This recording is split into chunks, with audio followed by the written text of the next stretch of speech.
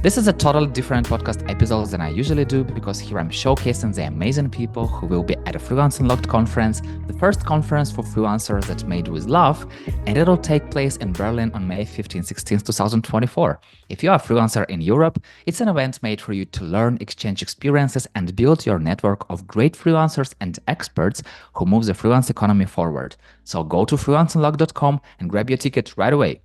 My name is Yuri. I'm a community builder at Code Control and 9am.works, and my guest is Benjamin Walker, co-CEO of Nemensis AG and a trusted advisor who helps companies in the IT and life sciences sector by finding suitable freelance experts to achieve their project goals smoothly. So, hello, Ben. Hi, Yuri. Thank you for having me. Super happy to talk to you. And tell me, let's start from the beginning. How did you start your journey in the freelance world? So I just did a kickstart in the freelance world as a recruiter. So in my first job, I did what I also do today. I connected freelancers with companies for new and suitable projects. It started at a large company in Germany. Mostly on German projects, and just stayed in this part of the economy since this is absolutely my passion, because the drive and the energy and the speed in the project market for freelancers, this is exactly where I want to be. Okay, so tell me more about this. Why exactly freelancers, not just simple employees? Yeah, so I think the first thing I really like about it is freelancers are responsible for themselves. And I really like people who are able to care for themselves and for their living, who want to do a very good job, because this is it. This is there's unique selling point to do a good job. And that's what I like about it. I don't have to schedule like 3 or 4 calls to identify their passion or something like that. I like to talk about skills, new ideas, new projects, and to give them the opportunity to meet exciting companies who are really doing those projects with high-skilled freelancers. What is your take on the freelance economy and how will it develop in the near future? Well, I think the freelance economy is the future. So most companies need like very special skills, but don't need to hire people for those skills full time. And I think that's this will be the future, since on the one hand side, the companies don't want to have like very high skilled and special people full time on their payroll. And on the other hand, people don't want to only work for one company their whole life. They want new projects, they want flexibility, they want to work from wherever they want to work. And I'm sure this will be the future. So I think the freelance market, especially in Europe, will grow in the next years to come. Do you think there will be more freelancers than usual normal employees, let's say not in the like 1-2 years, but maybe, I don't know, in 10 years? I think it depends. Like, I don't think you will meet this in Germany, since German people, a lot of them need a lot of security. So they won't really fit into the freelancer lifestyle. But there will be a lot more freelance people. But to speak for Germany, there will not be more freelancers like regular employees. You were also talking about security just now, because everyone knows that freelancing is not really secure. And you're told about specialization, about finding special skill, and companies need the special experts. But I also hear that sometimes it's hard to find a good project if you are specialized in really one skill, and people are starting to develop in more and more and more skills. So still, from your experience, from your perspective, what is the best way to kind of overcome this uncertainty of being a freelancer and securing projects? So do people still have to be experts in what they are doing and really specialize, or still have some kind of collection of different skills and knowledge? I think so. There are like two ways to go. If you're doing, for example, technology stuff, I really like if you're really specialized in one niche skill, or for example, one skill for one branch or something, or for one industry or something like that. Because then you're really an expert among, let's say, 100 other experts in Europe. And I think this is very good. So it's not easy to find the right project because you can't acquire all the clients who need your skills, but they are out there. So I think this is so the one way you can go. Or on the other hand, you can, if you're doing, for example, like project management, you have to look to have a pretty broad skills, so you can really manage your projects. But I think most of the time they're really looking for a specialist for skills. So if I have to decide for one, I would always go with do one thing very good, and then you will find the right projects. So got it. It's and this is for every technology. So even for outdated things, they still need freelance experts for the tools from the 60s, from the 70s. So yeah, they paid so much money to create those systems that it's so much more they have to pay to go out of those systems. So it's, I feel like it's better for them to just keep working with. Correct. Okay, so give me a sneak peek into what you'll be talking about on the Freelance Unlocked stage.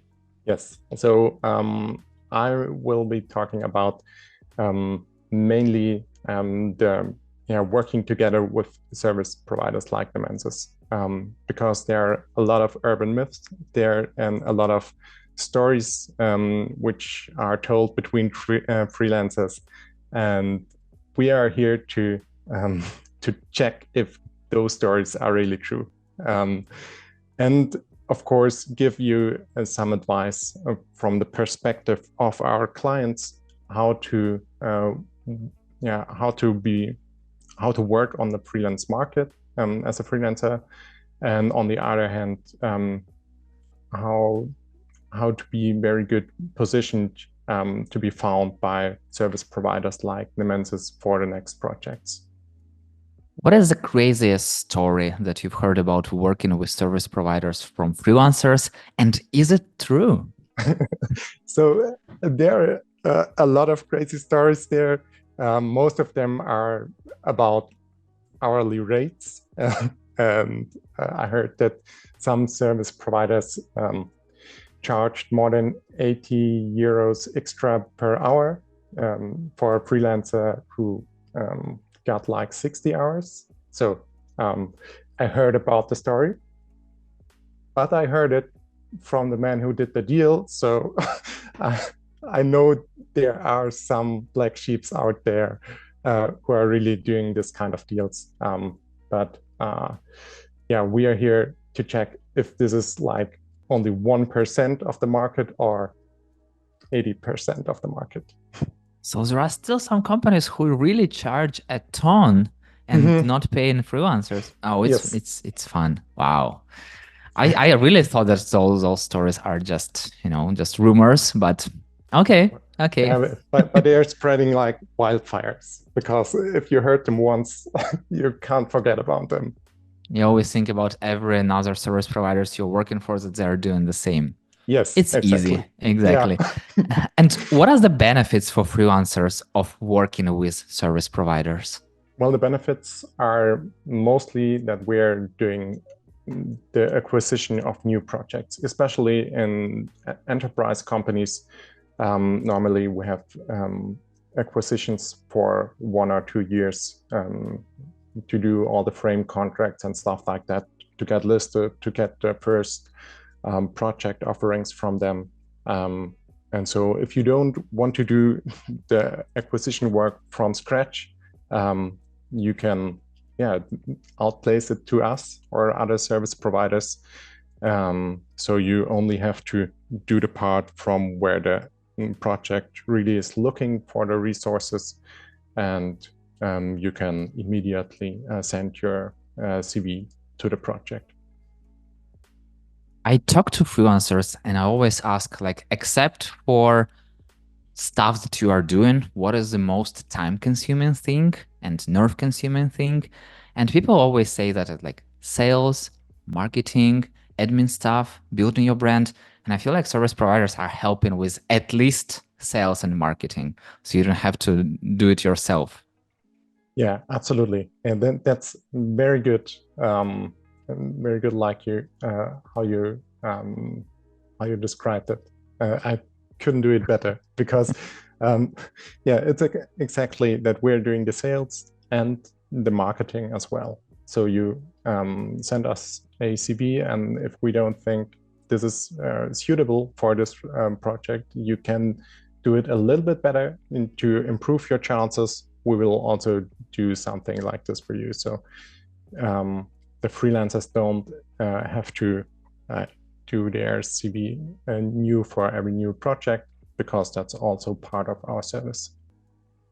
And you are definitely as a service provider benefiting if people know how to talk, know how to do a communication, know how to present themselves. So from your perspective, from the Nemensis side, are you helping freelancers somehow to improve those skills so it's easier for you to present them to clients? So what we are doing is, if you're having a interview with the client, we will prepare you. Who are the people sitting on the board? Who are the people? What are their roles? But also, what do they want to hear from you? And especially,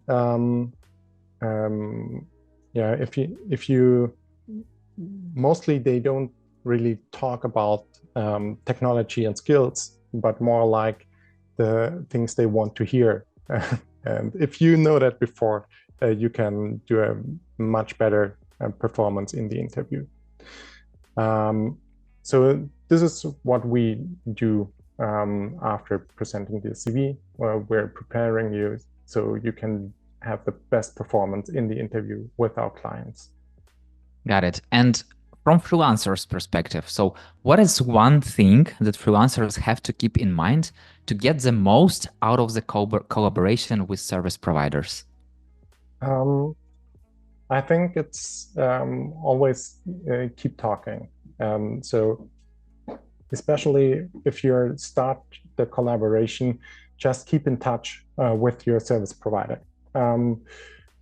For example, if something isn't running smoothly in the project, you can always come back to the service provider and tell them what's not running well, because they know a lot of people in the best case in like the enterprise or client structures, so they can help to improve the performance of the project, or they can clarify things if it's not running well.